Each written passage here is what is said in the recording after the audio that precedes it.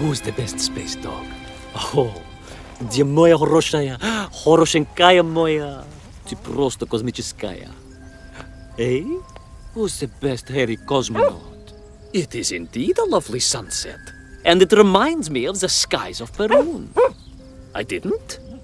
I never told you about the wonderful Sky City? Well, it was an extraordinary place, but one filled with dangers. Well, it might have been simple for you to cross it, but you were in a space capsule. I had to rely on my own 2 feet, my noshki. Feet which, I might add, had just crossed the interior, beaten the villain Toll, and helped inspire the Myank to a workers' revolution. Oh, that's all very easy for you to say, but your idea of civilized behavior is licking your own bottom in public. No. My adventures above the clouds were filled with untold dangers, death-defying escapes, and some really quite extraordinarily large bielaribica. And it happened like this.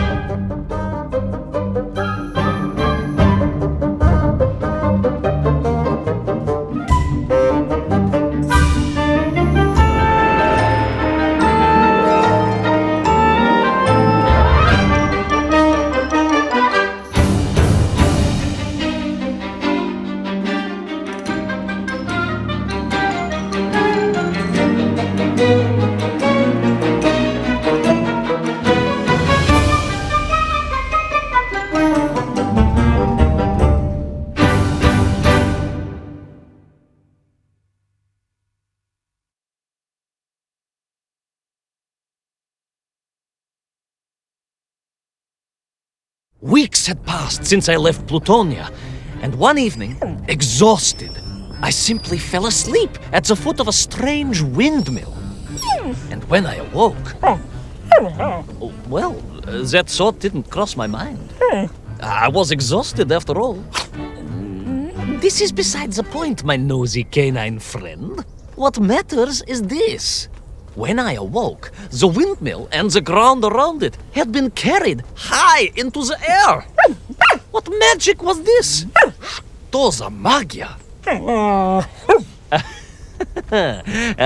As unlikely, perhaps, as a suitcase-sized dog orbiting the center of the Earth for many years. Quite.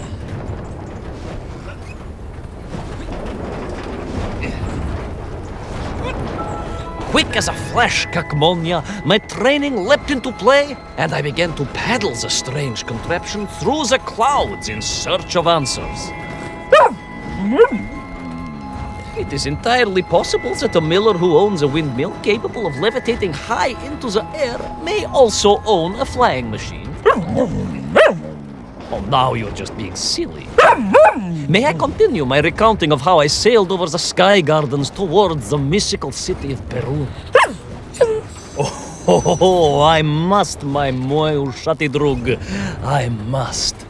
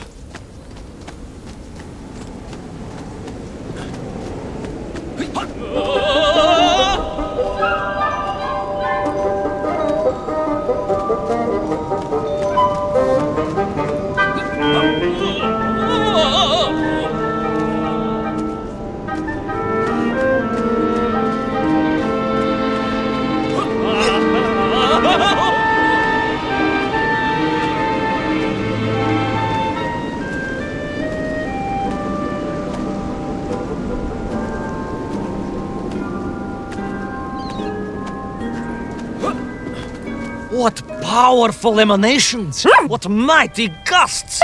What an epic shkval! They reminded me of Cousin Pavel, yes! But whereas his rearward zephyrs could curdle milk and tarnish the teaspoons, these magical wafts only serve to carry me aloft and onwards.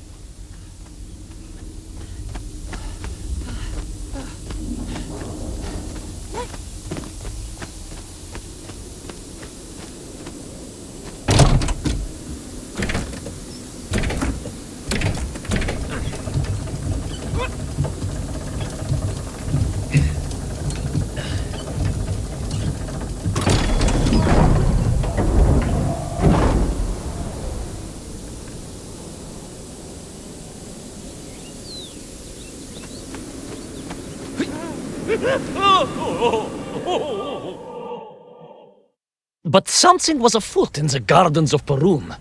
This horrid muck staining the surfaces and making my nose curl.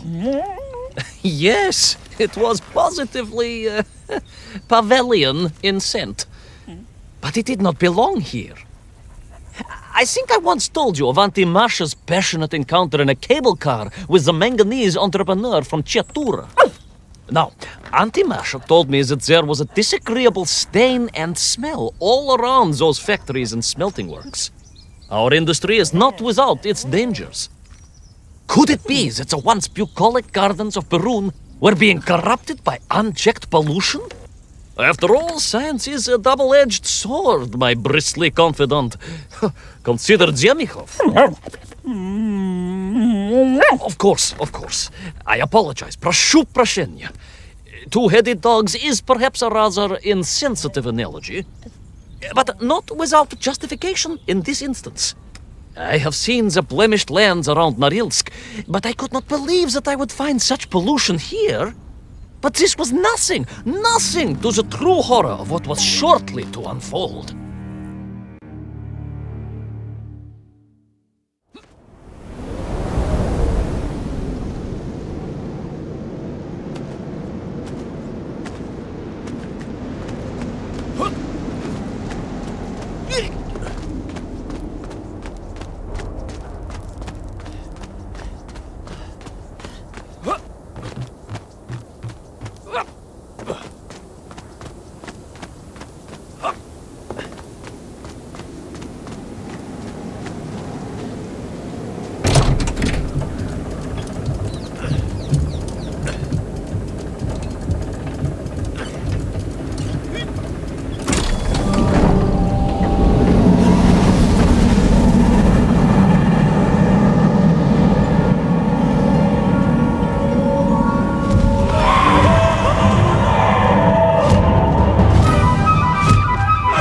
Terrible, straszная machina, spewing its poison into the air, had created a monstrous thing. A being, a malignant spoiler of the noble and pure, and it had taken on the form of its prey.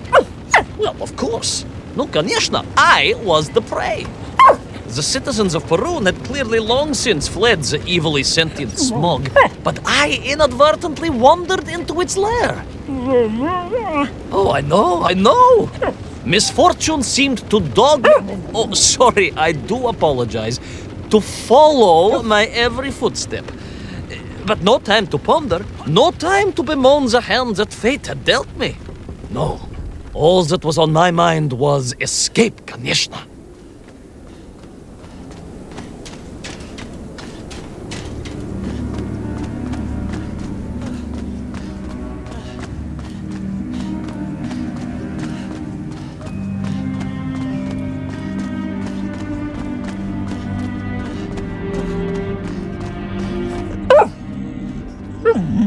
Yes, it was most interesting. The windmill seemed to be from an earlier age. Perhaps this was a devastating warning of the destructive power of unfettered industrialization. I most certainly had not forgotten about the windmills.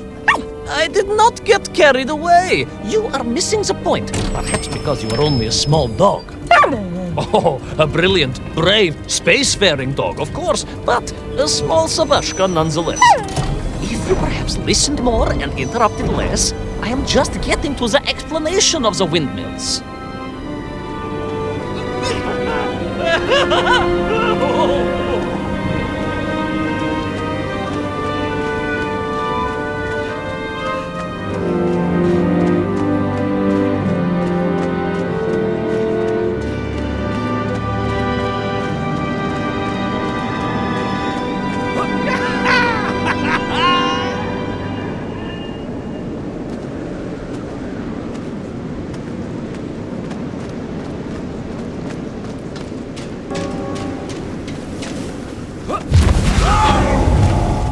My stinky nemesis was back.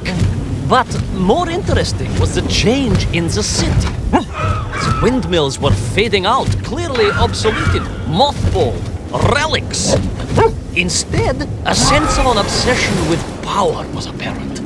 Vast engines, terrible machines, ever hungry and reliant on the rapid consumption of fuel, the production of toxic fumes and choking gases. Pride, my pushisti compadre, pride, ambitia, ambition, the dark side of science. Zemechov's had too many. Don't be ridiculous, dog. Only a Durak with the intellectual capacity of a ringworm would think windmills are in any way harmful.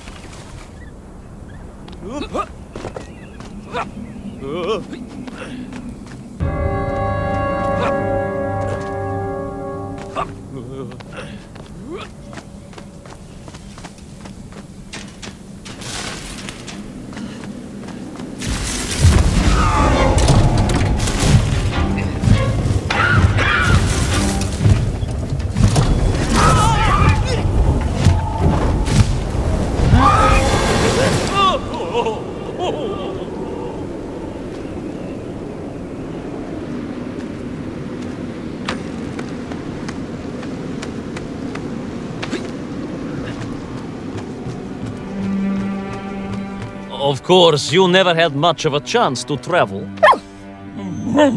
Sarcasm doesn't suit you. You don't have the tail for it. You do, at least, have a tail.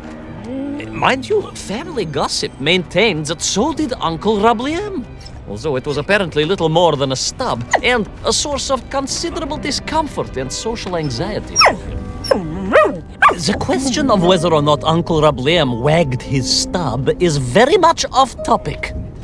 What I am trying to say is that your upbringing on the streets of Moscow meant you never saw the blackened fields of Magnitogorsk, the sacrifices made by the valiant citizens of that industrial heartland, as they drowned in their own blight, even as they powered the state forwards.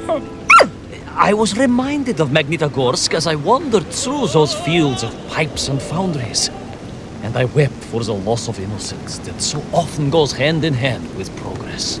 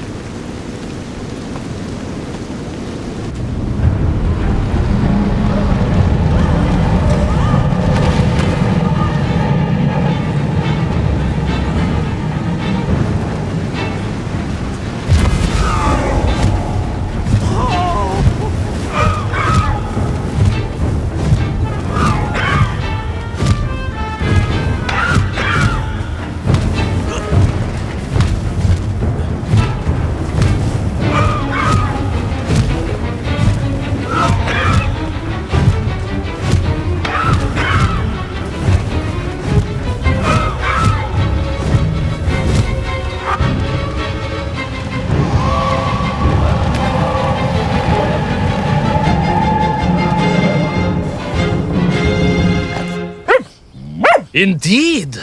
I just evaded the slimy, oily grasp of that man-made Vadzinoi, his petroleum stink clogging my nostrils and making my head thump.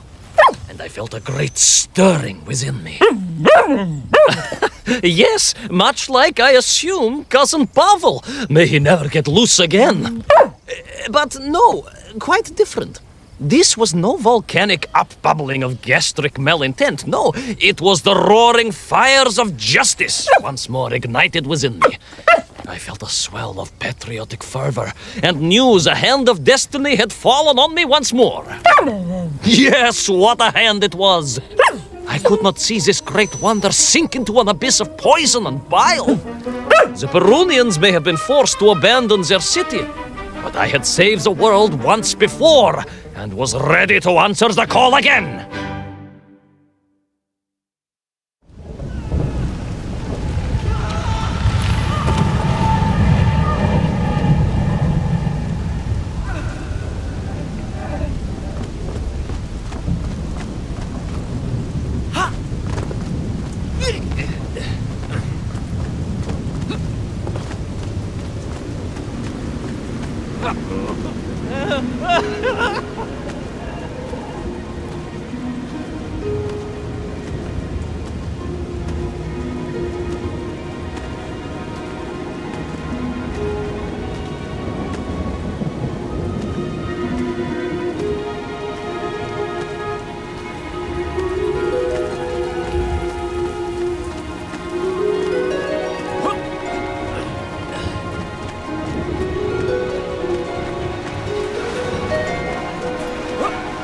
What strange metal Bielaribitsa clearly designed to swim through the air? I was amazed. And there was more. Beneath the fins, I spotted the apertures of hoses and was reminded of the time Auntie Agrafina devised a contraption to water all of her copious algae beds simultaneously with one flush of the toilet by a system of pipes and valves that ran throughout her house. Можно так сказать, in a manner of speaking, yes.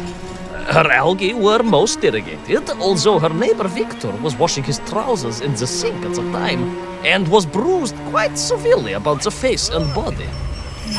But these were no ordinary flying metal fish. They were designed to expel air, fresh air, and push back the polluted clouds.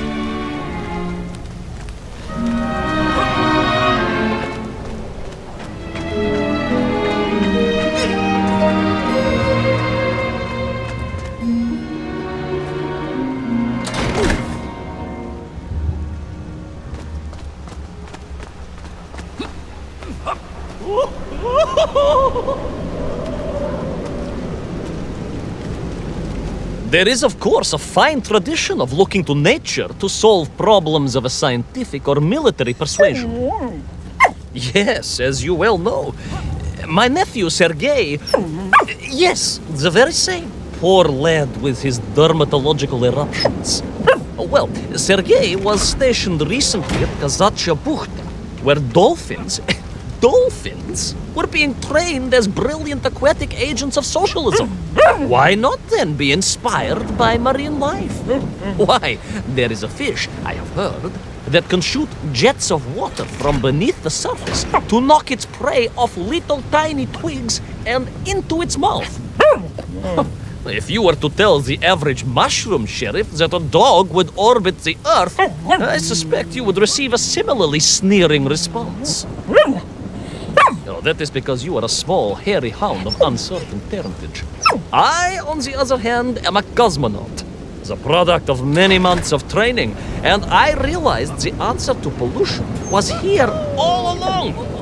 The Perunians, tragically, had simply never had time to finish their fleet. If only I could find a working, flying fish. If only. If only. Yes. If only.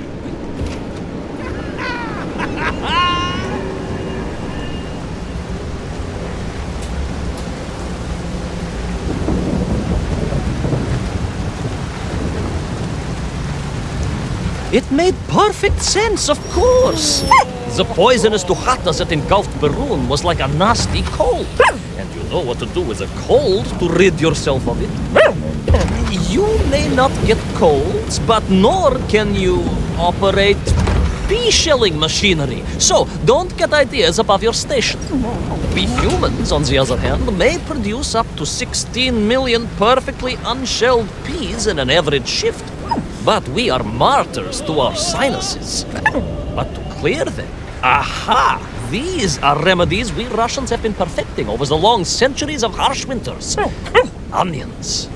A quick snifter of onion oil will clear your head faster than a Pragviev can clear a hypothetical minefield. Yes, if I could find a functional fish, I would become that onion.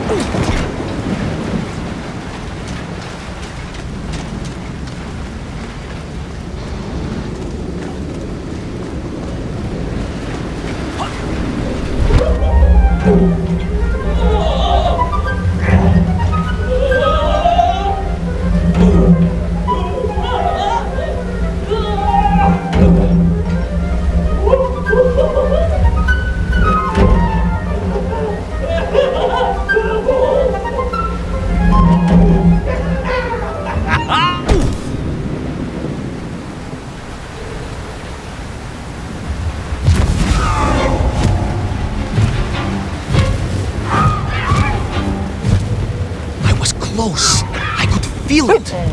Yes, the working fish, the ribka. I could feel I was at the heart of Perun, and my noxious pursuer had renewed its chase with a terrible vigor.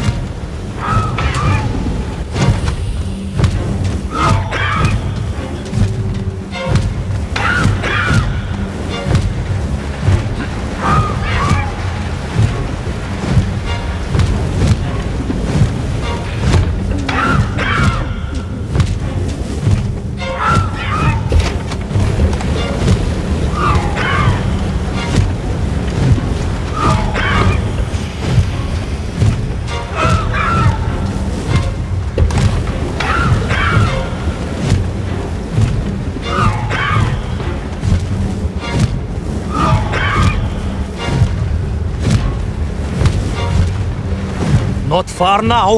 I just had to keep going, keep pushing. It's almost as if you knew, Pavel. Uncanny, not yet.